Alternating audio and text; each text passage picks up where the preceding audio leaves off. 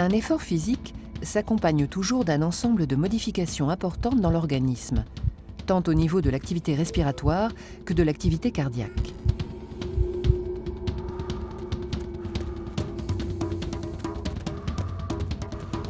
Lors d'un effort, les muscles en activité ont besoin de dioxygène dont la consommation augmente. Pour répondre à cette demande, on respire davantage, plus fort et plus souvent. On parle d'augmentation du débit ventilatoire.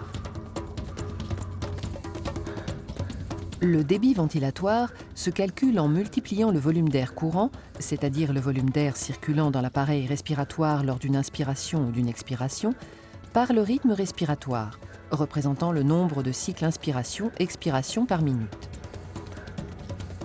Lors d'un effort physique, le débit ventilatoire peut passer en moyenne de 5 à 120 litres par minute.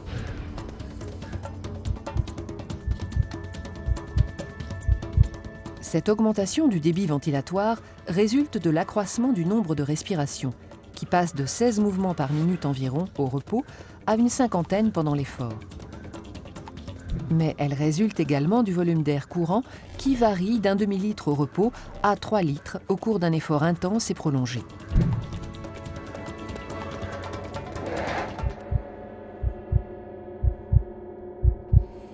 L'organisme doit apporter dioxygène et nutriments en grande quantité aux muscles.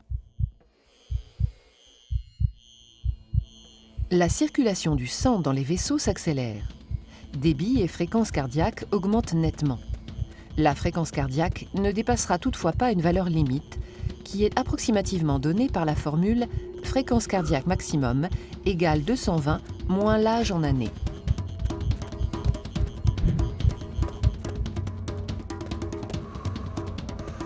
Enfin, l'intensité respiratoire s'accroît tout autant, c'est-à-dire la quantité de dioxygène consommée, principalement pour alimenter les muscles en activité.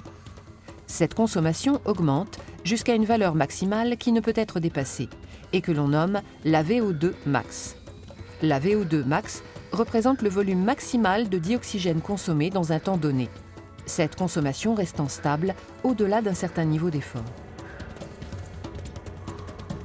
Toutefois, la valeur de la VO2 max peut être améliorée par l'entraînement régulier et adapté dans les limites des dispositions génétiques de chacun.